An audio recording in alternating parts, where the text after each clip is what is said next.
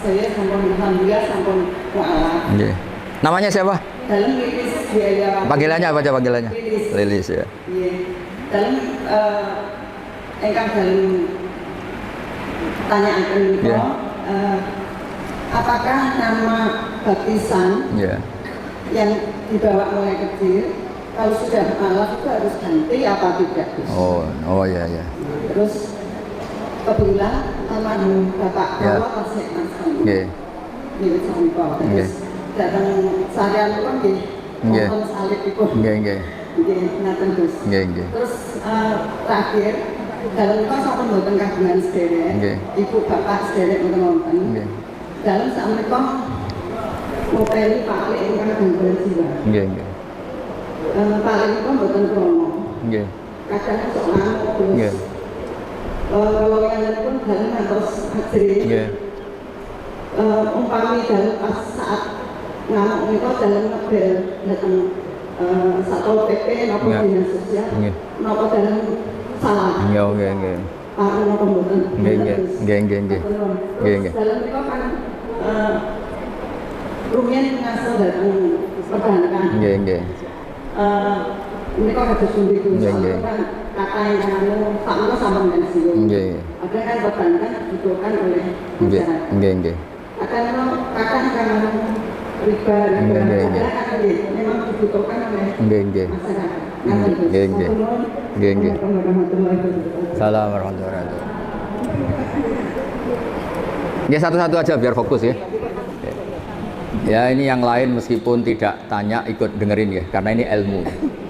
Terus yang jelas itu Bu Lilis harus syukur ya. Syukur dikasih hidayat Allah Subhanahu wa taala. Berkahnya syukur ini bisa mengabaikan hal-hal kecil yang mungkin masih mengganggu. Ya saya ulang lagi, berkahnya syukur ini bisa mengabaikan hal-hal kecil yang apa? Mengganggu. Misalnya Anda itu buka puasa dengan nasi kualitas beras paling rendah, minum teh ya kualitas paling rendah, minum kopi, tapi karena sangat lapar, sangat haus, itu seneng sekali. Ya sama mungkin orang-orang yang dulu pernah tidak Islam, itu kan ibarat kalau terus itu kan nyuwun sewu menurut keyakinan Islam kan bahaya sekali. Sekedar selamat meskipun adnas salamah dengan standar paling apa? Minimal, paling rendah, tetap itu luar biasa. Jangan sampai setelah kita Islam masih ngeluh, sayang bapak saya belum Islam, mbak saya belum Islam, karena ini hanya mengganggu apa? Syukur. Ya itu hanya mengganggu apa? Itu kan ibarat kita buka puasa, sayang nasinya hanya nasi kelas rendah, sayang hanya pakai tempe tidak daging, kalau gitu kan mengganggu apa? Syukur. Nah, jadi itu satu. Kedua soal nama itu dulu meskipun lewat baptisan itu tidak ada pengaruhnya, tidak punya akibat di status keislaman. Jadi nggak perlu diganti boleh, nggak perlu dibuang, nggak perlu diganti. Terus soal perbankan itu masyhur itu di fatwa NU, sesuatu yang remang-remang, misalnya tadi ada orang punya utang 1 juta disuruh nyaur 1.100.000, tentu seperti ini sepakat itu riba. Tapi kalau sistem itu beda dengan personal, memang kita tidak boleh bilang langsung halal karena bisa saja lebih dekat ke definisi apa riba. Tapi ya jangan langsung bilang haram, jangan-jangan tadi seperti katakan Bilimang itu kebutuhan gini. Sekarang investor itu bisa nggak utang tanggane 1 miliar untuk investasi? Tidak bisa, kan yang menyediakan itu kan pasti dan utang tonggo kan paling weteng lorong untuk obat, tapi utang modal itu kan. Nah, tidak apa-apa, hukum nggak jelas itu nggak apa-apa. Kalau nggak harus nggak jelas ya sebaiknya nggak jelas. Makanya di Nabi itu ngendikan halal ya jelas, haram ya jelas. Tapi selalu ada antara halal dan haram. Itu jadi kalau yang makanya dulu Mbah Maimun itu sering bilang, tapi tidak ngeritik ya Bu Lilis, sering bilang usahakan sama-sama urusan dengan bank itu bank pemerintah atau bank negara. Karena itu kalau misalnya ini salah dan memang misalnya benar-benar riba, sak keliru-keliru negara itu untuk pakai sarana umum. Bayangkan keliru sekalipun, apalagi kalau tidak keliru. Tapi saya ulang lagi, bukan berarti terus menafikan yang swasta, bukan. Tapi ini cerita kalau ada pilihan. Misalnya gini, haji lewat negara sama swasta, sak keliru-kelirunya negara karena negara. Misalnya gini contoh gampang. Kemenak atau haji atau di lembaga-lembaga sosial negara, Kemensos atau BUMN, tentu salah itu banyak sebagai manusia. Tapi sekeliru-kelirunya negara, ada PLN, ada jalan, ada jembatan. Yang kembali ke rakyat itu jumlahnya tetap apa? Besar. Misalnya Kemenak ya pasti ada salahnya, namanya manusia. Tapi ada kantor KUA, ada sarana prasarana, ada penyuluhan, ada gedung apa? Haji di mana-mana. Sehingga swasta ya baik menopang pemerintah, tapi kalau sama-sama milih itu yang mendekati darurat Bu Lilis memang sistem apa? Negara. Artinya sesuatu yang dengan tanda kutip awalnya nggak boleh untuk menjadi boleh kan nunggu status darurat. Dan yang sering darurat adalah keputusan apa? Pemerintah. Misalnya menetapkan Syawal, secara ilmiah orang Indonesia tuh banyak yang mandiri bisa falak, banyak. Tapi kan subjektivitasnya tinggi. Makanya kemarin yang Kemis saja ada, bukan sekedar yang Jumat, yang Kemis saja ada. Iya kan? Nah, ikut pemerintah itu menjadi lebih baik, tapi tidak harus juga di bab Syawal. Pemerintah sendiri kan membolehkan beda. Pemerintah sendiri membolehkan apa? Beda. Ya, jadi boleh kalau masalah perbankan itu sudah didiskusikan. Tentu ada kadar lebih yang pengganti administrasi sebagai pekerja. Ada lebih yang karena memang mendekati definisi riba. Itu kan kita tidak pernah tahu. Lebih itu kan ada lebih yang karena memang terus nilai uang. Kan macam-macam. Nah, menurut saya hal yang kita tidak harus tahu persis, nggak apa-apa kita bilang, karena Nabi ketika ada halal jelas, ya ada haram jelas, tapi di tengah-tengah itu tidak jelas. Kayak jenengan jadi istri itu tanya sama suami kamu, istri baik apa enggak? Mesti suami kamu kalau pas tidak ada kamu bilang jelek. Pas ada kamu bilang apa? Yang benar itu menurut saya itu tidak baik, tidak jelek. Kalau dibilang jelek, nyatanya anaknya banyak, berarti kan rukun. Ya kan baik kan, bisa kumpul anaknya banyak. Dibilang baik, ternyata suami kamu tambah hari tambah elek, tambah trauma, tambah dan dekati musibah lah. Jadi sesuatu itu yang tidak jelas itu nggak apa-apa kita bilang nggak halal haram, jangan bilang wah berarti ini nggak tegas, nggak bisa seperti itu. Ada hal-hal yang memang nggak perlu kita. Misalnya ibu-ibu gini secara fikih, gimana hukumnya ibu-ibu muslimat yang masih cantik datang ke pengajian? Sama lihat di kitab fikih itu diharamkan selagi mungkin bisa tanya sama suaminya atau kiai setempat yang nggak perlu keluar ke arisalah. Tapi misalnya itu dipraktekkan, mana ada? Wong iku ngaji mbek tanggane ora seneng, mergo ora iso kluyuran. Aku yakin, enggak sama jawab ya. Ngaji di sini sama datang ke Rembang seneng mana? Seneng ke Rembang karena kluyuran. Ternyata apa? Wisata religi itu ada wali orang Tuban, kan ada walinya Sunan Bonang. Tapi ya seneng saja kalau ziarah ke Syarif Hidayatullah, kan ada keluyurane. Kalau dia seneng wali kan cukup wali tetangganya kan bisa. Tapi kurang asik. Tapi yang Cirebon nanti ke Tuban. Jadi untuk bertanya hal-hal kecil sebenarnya bisa, kiai tonggone sampean itu bisa. Tapi kan nggak keren orang di Pondok Internasional Arisalah. Jadi ya itu manusia, apa itu nama? Penjelasannya itu baik apa enggak? Ya sudah, enggak usah dijelaskan. Nggih ngoten Bu Lilis nggih. Ya semoga.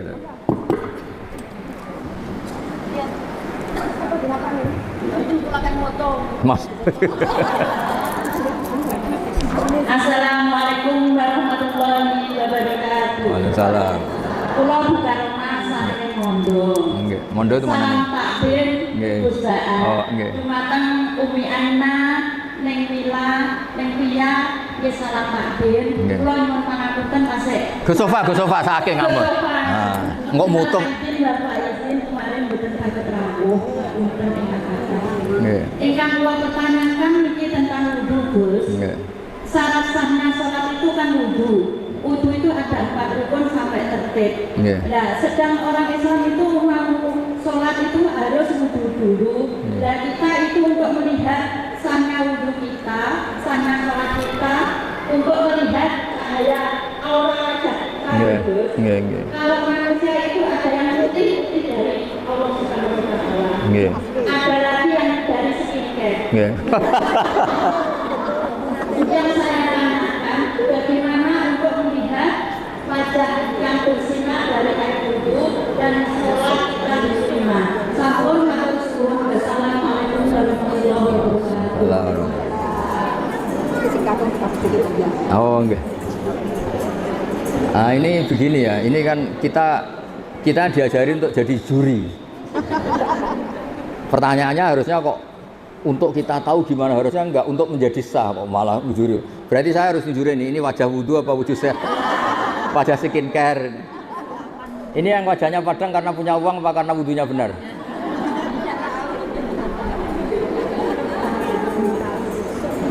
Ini kan pertanyaannya katanya, jadi begini ya, ibadah itu satu memang harus ada aturan fikih ya. Wudhu sah punya akibat sholatnya sah. Sholat sah itu bergantung wudhunya sah. Oke itu begitu. Tapi yang perlu dicatat, syariat ini itu ada standar minimal, namanya adnal kamal, standar minimal. Standar minimal itu bisa diberikan orang-orang yang mungkin takdirnya jauh dari ulama, lahir dari keluarga abangan, bahkan mungkin mbak-mbaknya nyun sewu masih ikut partai terlarang dulu, misalnya PKI atau komunis. Sehingga di Fathul Mu'in itu sering ada kesalahan-kesalahan yang kata beliau makfu karena dia nasa'a baidan minal ulama, dia di komunitas yang jauh dari apa? Ulama. Jauh itu tidak harus fisik atau jarak fisik, bukan. Mungkin dia tetangga Lirboyo tapi dari keluarga yang kebetulan mbahnya, bapaknya enggak sholat, atau mbahnya dulu terafiliasi partai apa. Yang namanya komunitas, saya tadi cerita di depan Mbak Anwar sampai dokter tahu itu dulu itu ketika Musoddek ngaku nabi, saya ini termasuk peneliti, itu yang percaya banyak. Ternyata ketika saya tanya, kenapa kamu percaya Musoddek nabi? Jawabnya apa lucu? Memangnya kalau dia nabi masalahnya apa ya? Tak tanya, kamu tahu nabi itu apa? Enggak tahu. Ketika tak jelasin nabi itu orang yang mulai kecil itu baik, gak pernah maksiat. Oh kalau gitu ya enggak, Musoddek enggak nabi gitu. Sama orang-orang yang lahir dari keluarga abangan, keluarga itu janggal. Gunanya apa sih sholat? Gunanya saja malah janggal. Keramik kok diambungi, malah janggal. Nah yang jenis ini kok awal ngaji neng Aina atau awal ngaji siapapun kayaknya nggak boleh terlalu keras. Karena apa? Piro-piro gelem apa? Gelem ngaji. Karena dari posisi seperti itu mungkin malah awalnya itu mencibir orang apa? Orang sholat. Jadi memang itu seninya beragama. Itu ibarat orang yang sudah di kubangan lumpur, selamat saja sudah bagus, dientas dari kubangan ke daratan sudah bagus. Jangan langsung pakai skincare tadi. Oh tapi ini sudah bagus selamat, tapi wajahnya masih belepotan lumpur. Ya piro-piro tidak di kubangan lumpur. Jadi semua itu ada ukurannya, jangan langsung ya instan terus semuanya standar apa? Ideal, tidak bisa seperti itu. Ya jadi kita biar terbiasa kajian akademik. Jadi zaman Nabi jadi Nabi itu kan sahabat yang mantan preman, mantan macam-macam. Makanya ayat Makkiyah itu neng Aina itu jarang ada aturan-aturan hukum fikih. Hanya ngendikan akidah yang ringan-ringan karena masyarakatnya belum apa? Siap. Ya contoh gampang gini, dulu itu orang kok nggak nyabu itu nggak bisa bayangkan. Wong sumpek kok nggak nyabu itu nggak bisa bayangkan. Uang nggak punya. Sehingga haramnya khamr itu ya nunggu setelah ada kesadaran ilmiah, kesadaran Islam itu merusak apa. Dulu ya janggal wong. Makanya kalau cerita di Indonesia jenis toa apa itu sudah menyatu dulu. Akhirnya apa? Allah itu pernah menghitung. Jadi khamr itu paling unik. Khamr itu haramnya itu sampai 3 kali, 3 tahap, 3 fase. Pertama haram yang dipertimbangkan. Lucu kan? Haram yang dipertimbangkan. Orang Arab itu kan suka perang. Perang itu kan nervous. Tapi kalau agak-agak fly kan kendel. Pernah satu komunitas itu orang soleh semua, nggak nyabu, musuhnya orang nyabu. Situ nekat kendel, yang soleh nggak kendel. Akhirnya caranya jawab Allah itu unik. Kul fihima ismun kabir wa manafi'ul linnas wa ismuhuma akbaru min naf'ihima. Ya khamr itu memang haram tapi ada unsur manfaat. Tapi madorotnya, bahayanya lebih banyak ketimbang manfaatnya. Sehingga orang-orang itu masih banyak yang nyabu. Terus kedua, diharamkan lagi karena ada sahabat gara-gara habis ngefly ngimami yang mestinya bilang la a'budu ma ta'budun, bilangnya a'budu ma ta'budun. Jadi artinya orang-orang kafir saya yang menyembah apa yang kamu sembah. gara-gara nyabu muntalla lah. Padahal ini prinsip. La abudu kan saya tidak menyembah Tuhan Anda. Gara-gara lanya dibuang menjadi saya menyembah. Terus diharamkan kalau mendekati sholat. Jadi khamr itu haram jam 11, mendekati duhur. Kalau asar ya jam 2:30 baru haram. Tapi kalau pagi nggak apa-apa. Zaman itu. Ternyata alhamdulillah pagi minum khamr gara-gara ngefly nggak sadar dia bacok-bacokan sama pamannya, sama bapaknya. Saya semenjak itu tuh khamr diharamkan secara total, nggak melihat waktu, nggak melihat apa. Pokoknya khamr itu mesti buruk. Nah ini pelajaran bagi Gus Sofa, bagi Neng Via, Neng Mila. Semuanya itu proses. Itu yang diikuti GGNO, GG pesantren. Kalau dakwah itu proses, tidak langsung apa. Nah, misalnya jenengan wudhu aja rung bener langsung kon tahajud, terus koyok sholat qiyamul lail kok Said Ali Zainal Abidin 1 malam 1000 rakaat. Itu tambah baik apa tambah lari kira-kira? Tambah lari.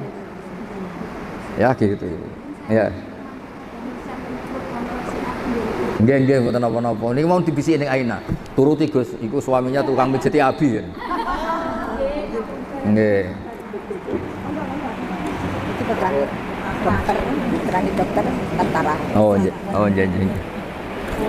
Nggih. Berdiri mawon nggih. Berdiri tegak mawon mboten napa-napa nggih.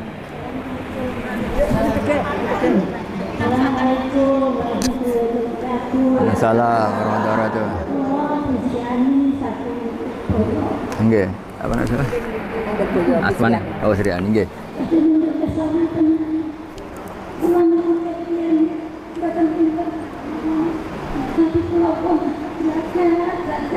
Nggih.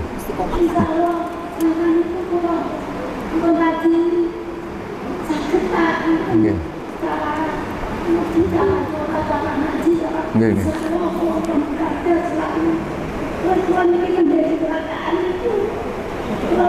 gampang kesukaan. Mungkin cara dan lepas kata itu berusaha selalu berkati itu biasa saya yang buatan nanti itu kami waktu berusaha jamaah sholat itu sebagai kami kalau kalau salah itu kematian kami selalu salah itu selalu Tuhan itu mungkin sakit itu buatan teman-teman Tampi. Nggih. Kami mau ada di pondok padahal belum benar-benar bagus itu untuk uang. Nggih. Via itu ya. Bu Sriani coba. Bu Sriani nggih. Mantan perawat.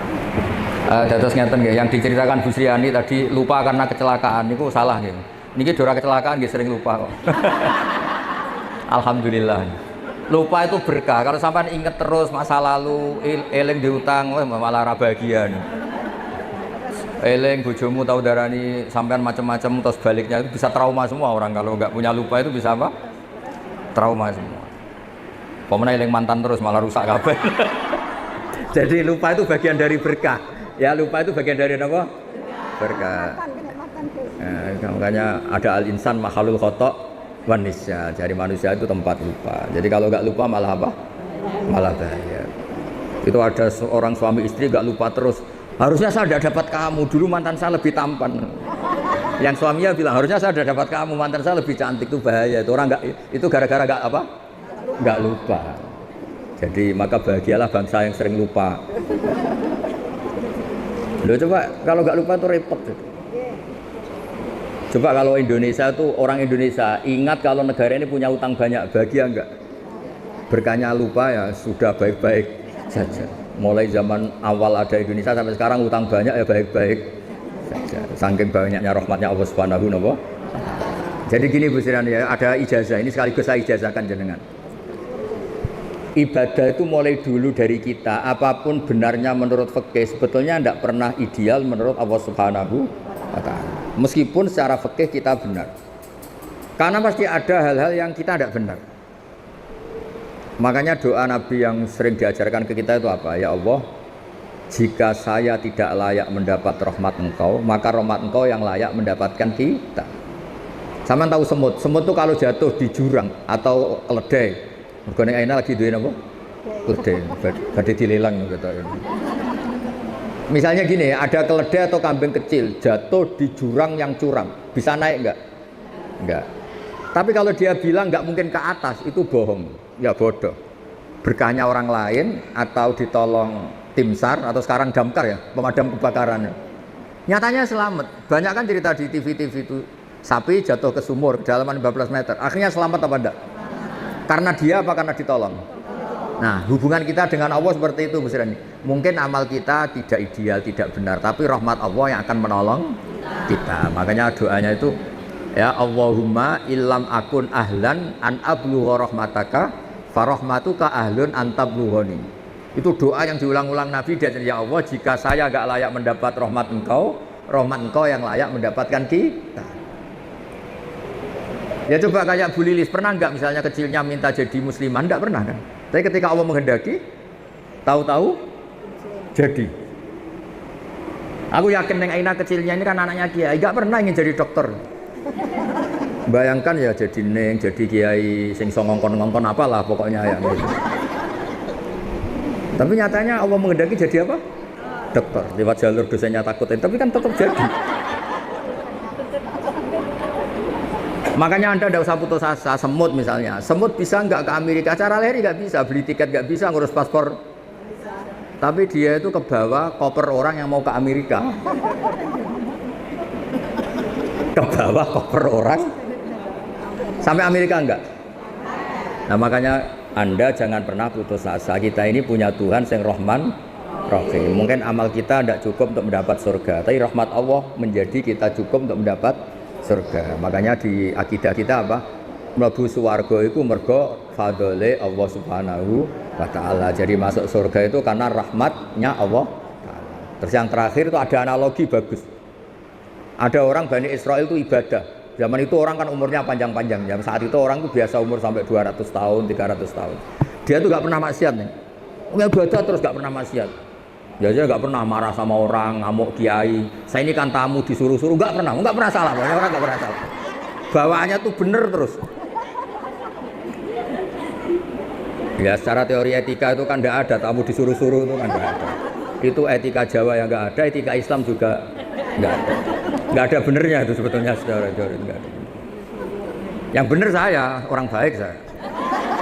Meskipun tahu itu nggak pas, tetap nurut. Itu kalau nggak orang baik nggak bisa. Terus dia itu masuk surga, mau masuk surga ditanya sama Allah. Ya anggap saja ibadahnya itu 500 tahun, memang dicerita 500 tahun. Kamu tahu kenapa masuk surga? Iyalah Gusti, saya kan tidak pernah maksiat. Saya kan nggak pernah maksiat, hidup saya tak penuhi dengan taat, jadi saya layak masuk surga. Apa kata Allah? Lucu katanya Allah. Ya silakan Anda di surga 500 tahun. Loh kenapa Gusti? Infonya surga itu selamanya, kenapa harus 500 tahun? Karena Anda berkeyakinan surga Anda karena amal Anda kan 500 tahun, kan sudah impas di surga 500 tahun. Yang abadi itu rahmatku, yang abadi itu fadolku.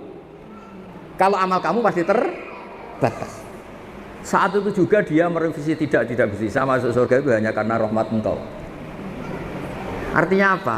Teori yang mengatakan surga itu segala-galanya karena amal pasti tidak cukup.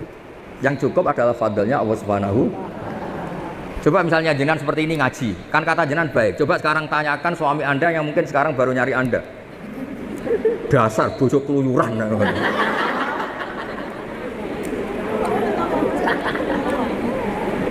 Jangan tanya Bu Neng Aina karena diuntungkan jenengan datang. Terus kayak Bu Nyai tenan keren. Tanyakan anak kamu yang mungkin sekarang berharap Anda bikinkan mie. Terus tak tanya, ibu kamu kemana? Bilangnya ngaji apa keluyuran? Ngaji. Terus dia tanya, baik apa enggak? Baik apa? Saya terlantar. Jadi ada sisi baik sosial itu. Makanya di kitab Hikam itu ada penerangan. Manusia itu apa? Orang yang ketika baik saja buruk, apalagi ketika buruk. Misalnya jenengan punya toko laris manis. Prestasi apa enggak? Tanya toko sebelah. Anda naik pangkat, baik. Tanyakan yang kamu langkai. Jadi asal ilmu sosial itu tetap ada masalah yang menyertainya. Makanya pernah ada orang tanya ke saya, orang kaya, Gus doain saya ini jadi orang kaya raya, nanti saya ngerawat 1000 anak yatim. Dasar orang kaya bodoh, kata saya. Kok bisa Gus? Itu kalau Allah menyembadani doa kamu harus bunuh 1000 bapak. Karena untuk menjadi yatim bapaknya harus mati dulu, kata saya. Berarti kalau ada orang orientasi, ya Allah saya ingin kaya biar umat orang miskin 1 miliar. Berarti sama jangan juga bilang miskinkan 100 miliar orang, nanti saya rawat. Ada unsur buruknya apa enggak? Jadi asal ilmu sosial itu pasti ada sisi apa? Ada sih. Nah, seperti ini nggak mungkin cukup membawa kita ke surga. Yang bisa membawa kita ke surga abadi hanya fadlnya Allah Subhanahu wa Ta'ala. Coba kamu misalnya suami kamu baru butuh jenengan, terus dengar, wah nggak bisa diganggu, baru tahajud. Bagi suami kamu itu problem apa ibadah? Problem. Wah sekarang istri saya nggak suka tidur sama saya, sukanya tahajud. Dianggap problem apa? Baik. Problem. Kamu punya utang, waya nyaur, nggak nyaur ke bank bayar, malah tahajud atau duha. Tanyakan pakai bank. Jadi selagi di dunia itu nggak bisa. Makanya harus kita yakini kita bisa begini karena Allah Rahman Rahim. Ya sudah kita melakukan suatu sesuai prosedur fikih, tapi yang menjadikan semuanya baik-baik saja karena Allah Rahman. Indonesia itu harusnya sudah bangkrut mulai dulu. Dijajah bareng latihan bernegara ya gini sampai gini. Tapi berkatnya Allah Rahman Rahim ya baik-baik saja. Diumumkan hutang negara banyak, yang nonton ya tenang, sudah tahu ya. Itu tidak hanya utang negara, kita utangnya juga banyak, tenang. Sehingga kita jadi bangsa yang kuat. Itu ya kabeh fadhole Allah Subhanahu. Ya jadi jelas ya tadi orang itu yakin ibadahnya yang menjadikan masuk dia surga. Terus sama Allah, ya sudah kamu di surga tapi 200 tahun saja, 500 tahun saja. Kenapa Gusti? Katanya surga selamanya. Karena amal kamu terbatas, sehingga pahalanya juga harus terbatas. Yang tidak terbatas itu fadhol saya, rahmat saya. Oke, ngoten. Assalamualaikum warahmatullahi wabarakatuh. Ya. Ini harus ada fikih baru. Artinya gini, kalau ada salam kan dijawab. Kalau ini enggak sekedap. Ayo jawab dulu.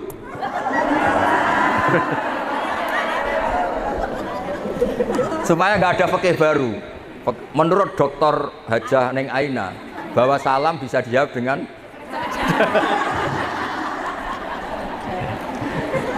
gimana Neng? Yeah. Perempuan itu kan nggak wajib memasakkan luar. Perempuan itu kan nggak wajib masak. Oh, iya mulai. Wah, Pak, rungono Pak. Bojomu ra krungu yuk, alhamdulillah. Krungu iki bahaya. Mencuci pakaian. Nggak wajib nih. Sebetulnya kan sangat luar biasa. Seperti ratu gitu Gus ya. Nah, belum bisa Gus, tapi sekarang kan ada syariatnya Allah kalau perempuan itu harus taklimat kepada suaminya. Ya. Dan misalkan suami sekarang menyuruh istrinya untuk masak, itu perempuan itu boleh menolak atau tidak?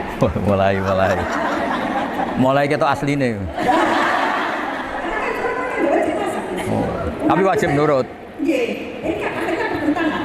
Kemarin saya ngaji di Kampus, ini saya berjodoh sama bapak-bapak, bapaknya protes. Akhirnya saya juga sama Gus Koin, Dewan Kota, saya juga diproteskan, orang ngaji jangan berhenti di situ. Terus sesungguh Gus, itu termasukkan.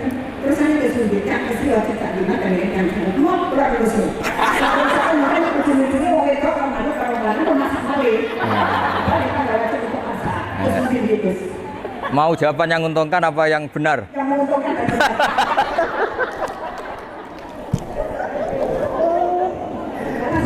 Enggak, ini jawabannya itu yang menguntungkan apa yang benar?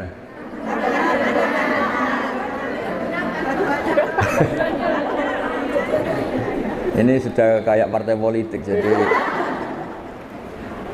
Nah sebetulnya ini agama itu ada dua dalam menyikapi masalah sosial. Satu hukum objektif, dua itu hukum sosial. Kalau dalam hukum sosial Neng Aina itu ada pepatah Al-insan Abdul Ihsan. Manusia itu akan diperhambakan oleh kebaikan orang lain. Jadi kalau kita misalnya punya suami itu sudah ganteng, baik, maco, pokoknya sempurna lah. sudah gitu kaya sayang. Itu mbok perempuan nggak disuruh masak itu masak sendiri. Ini sudah jelek, merongos, nggak punya uang, nyuruh masak. Hanya berdasar hukum fikih lelaki itu boleh nyuruh.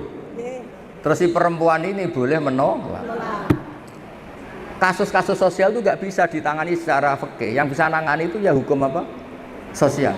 Misalnya gini, ada lelaki ini miskin jelek, tapi beruntung karena dia entah dapat jimat dari mana, dapat istri itu cantik, kaya, sopan, baik.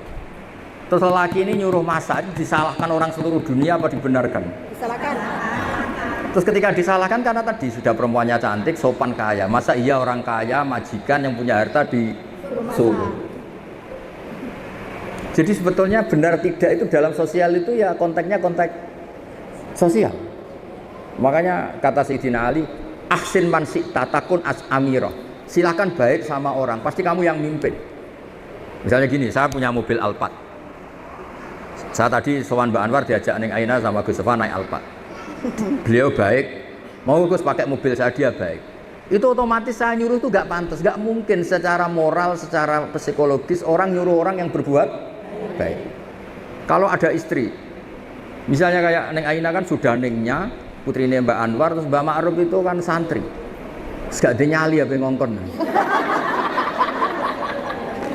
Malah nawani piye tak kena nasi goreng. Jadi itu gak fikih-fikihan, yang itu secara naluri kasta itu. Saya punya kawan, dia itu dosen, doktor, profesor, dosen, cantik. Saking pinternya gak ada yang berani nikah dia. Akhirnya nikah sama supirnya. Karena itu satu-satunya dia butuh lelaki, pokoknya yang penting lanang. Nyari dokter masih bawahnya, nyari dosen karena dia profesor dokter. Itu hubungan suami gak fikih-fikihan. Supirnya itu kalau dia datang ya mobil milik istrinya apa milik istrinya ya sopan sendiri dia. Wahai masak ya masak, wahai nyuci. Tak tanya kenapa masak dia, kamu kan lelaki. Ya tapi kan hamba saya Gus. Jadi hukum sosial seperti itu nggak perlu difikihin lah kira-kira gitu ya. Hukum fikih itu tetap ada nih, tapi tetap kalah sama. Iya kan karena tadi al insan abdul ihsan. Ya. Ya sudah, khususnya enak boleh. Pokoknya ya ini khusus ya. Tapi ini kan ada hidup, Pak. Ya dan yang sejenis Neng Aina. Ya tadi hukum sosial itu nggak bisa ditebak. Tadi kan banyak nyon sewu pembantu atau nyon sewu cah dalem atau dulu bawahan. Kemudian menjadi suami istri dari atasan. Ada yang sebaliknya. Itu kan sudah menciptakan hukum sendiri atas nama hukum apa? Sosial. Makanya itu pepatah Arab itu masyhur al-insan abdul ihsan. Itu soalnya gitu, al-insan abdul ihsan. Manusia itu akan diperbudak oleh kebaikan. Kebaikan. Itu sudah di alam bawah sadar itu pasti. Misalnya Anda punya suami dulu itu yang nolong orang tua kamu punya utang diselesaikan. Keluarga kamu mbak punya rumah dikasih rumah. Terus Anda menikah dengan lelaki ini. Habis nyali Anda untuk nuntut itu habis. Karena pasti disalahkan orang banyak dengan posisi Anda yang hanya ditolong, diberi, kemudian masih nuntut, pasti disalahkan orang banyak. Tapi Anda punya suami pengangguran di rumah, ganteng tapi nganggur, diantem piring orang ngesahkan, macam nganggur, pantasnya hadiah ya piring itu mesti gitu.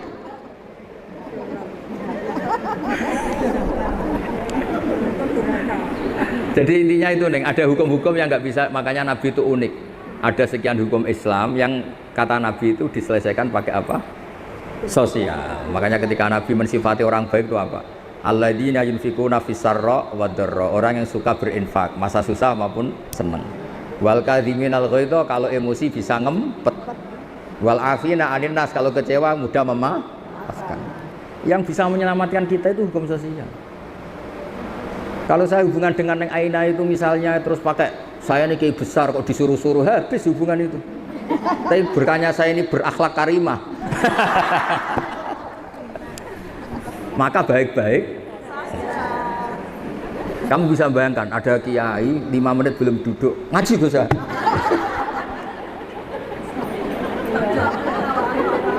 Bisa bayangkan? Lho Rembang sini tuh jauh loh. Normalnya kan cek kesel monggo istirahat. Sarapan belum, kopi belum, ngaji saja. Ya ngaji. Jadi yang bisa menyelesaikan sosial adalah konsep-konsep Allah Ta'ala tadi. Berderma, wal kadhiminal ghaidha, bisa mengendalikan emosi, wal afina aninnas, dan mudah memaafkan. Makanya saya meskipun Aina ini keras, saya itu bangga. Orang keras kok punya umat banyak, berarti di balik kerasnya itu ada kebaikan. Kalau keras saja pasti sudah bubar. Aku yakin ibu-ibu yang ngerasain ini masih kereng tapi apian. Itu kalau nggak ditambahi sudah bubar mulai dulu. Nggak benar nggak ini? Oh, benar. Mesti ditambahi apian kan? Apian. Disiplin. Jadi, kan betul keren, Gus. oh ya. Ya nggak jadi. Disiplin ya. Kayak militer ya. Tepat waktu, Gus. Tepat waktu. Ya, jadi saya mohon berkahnya ngaji ini jenengan ngerti. Jadi ada fikih hukum formal, ada fikih apa sosial. Misalnya Anda punya suami yang angkuh, yang wangkot. Mungkin kamu kandani nggak ngandel. Kalau bapak saya gini, bapak saya Kiai Nur Salim. Nak ana wong sombong hak dongakno utange akeh. Engko ora ada akhlak dhewe. Bisa enggak kamu punya suami wangkuh, terus dia butuh uang pinjem kamu 10 juta. Langsung berakhlak apa enggak? Dididik dikandani kiai ra ngandel. Dongakno itu utang terus butuh kowe. Itu bukti nih bahwa hukum itu tidak semuanya bisa menyelesaikan apa? Masalah. Malah ndonga sampean bojomu butuh kon, butuh duit. Terus dongakno ra iso nyaur. Oh itu kamu perhambakan jalan itu. Bisa hamba sahaya itu. Banyak kan orang bengal, kumisnya sekolah apa. Tapi gara-gara punya utang sama orang pincang. Matur nuwun. Padahal ini pincang, tapi yang ngutangi. Artinya orang tuh pasti tunduk. Makanya kalau punya suami angkuh, dongakno diutang. Utang jenengan angger dekne mlete. Saur Mas. Insya Allah milih korah-korah, milih nyuci daripada ditagih. Nggih mboten. Nggih ngoten nggih manfaatnya. Al-Fatihah.